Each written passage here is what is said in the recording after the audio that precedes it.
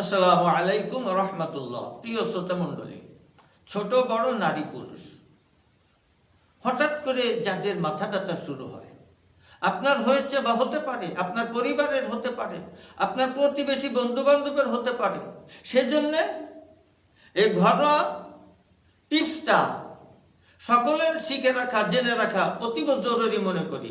এই যে দেখুন আমার হাতে গাছটা, এটা হাতিসুর গাছ। এই গাছের ফুল সাদা হয়ে বাঁকা হয়ে যায় হাতির সুরের মতো, যার কারণে এই গাছটাকে হাতিসুর গাছ বলা হয়। এখন ফুলের সিজন না, তাই দেখাইতে পারলাম না, তবে আমি এর পরিচিত বিস্তারিতভাবে স্ক্রিনে দিয়ে দিব ইনশাল্লাহ। চলুন, এরকম গুরুত্বপূর্ণ ভিডিও পাওয়ার জন্য মুসাফির টিভি 99 আমার ইউটিউব চ্যানেলে চোখ রাখুন।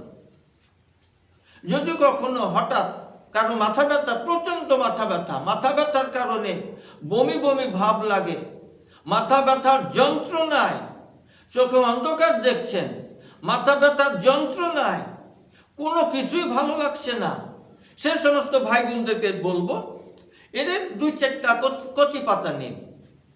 কচি পাতা নিয়ে হাতের তালুতে সুন্দর করে এটাকে কি বলে, থেতো করুন, ডলুন কিছু লবণ দিয়ে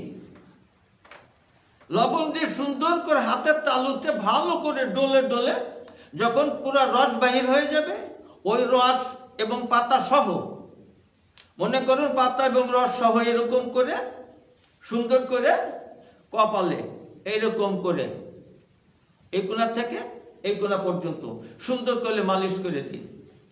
1 মিনিটের মধ্যে আল্লাহ পাকের কুদরতি ক্ষমতা গাছের মধ্যে আল্লাহ দিয়েছে বান্দার সুস্থতার জন্য। 1 মিনিটের মধ্যে আপনার মাথা ব্যথা ভালো হয়ে যাবে। 2-4 ঘন্টা পরে আর একবার দিন ইনশাল্লাহ। গাছের কি ক্ষমতা, গাছের মধ্যে কি কুদরতি ক্ষমতা আল্লাহ দিয়েছে আমরা জানি না, তাই ব্যবহার করতেও পারি না। সুতরাং আজকে যে টিপস আপনাদের দিলাম, ঘরোয়া রেমেডি শিখে রাখুন, জেনে রাখুন। এখন না হোক কালকে, কালকে না হোক পরশু আপনার কাজে দিবে ইনশাল্লাহ। এমনিভাবে যত জটিল এবং কঠিন রোগ থাকুক না কেন, সুচিকিৎসা এবং সুপরামর্শ পাওয়ার জন্য স্ক্রিনে দেওয়া নম্বরে যোগাযোগ করুন। সরাসরি আমি ফোন রিসিভ করি, সুতরাং কোনো প্রতারণার সুযোগ নেই ইনশাআল্লাহ। সকলকে ধন্যবাদ জানিয়ে আজ এখানেই শেষ করছি। আসসালামু আলাইকুম ওয়া রাহমাতুল্লাহ। যে কোনো রোগের জন্য আয়ুর্বেদিক এবং অর্গানিক ও আসল গাছ লতাপাতার ওষুধ পাচ্ছেন আমাদের কাছে। সুস্থ থাকতে আজই অর্ডার করুন কিংবা পরামর্শের জন্য হুজুরের সঙ্গে যোগাযোগ করুন নিচে দেওয়া নাম্বারে।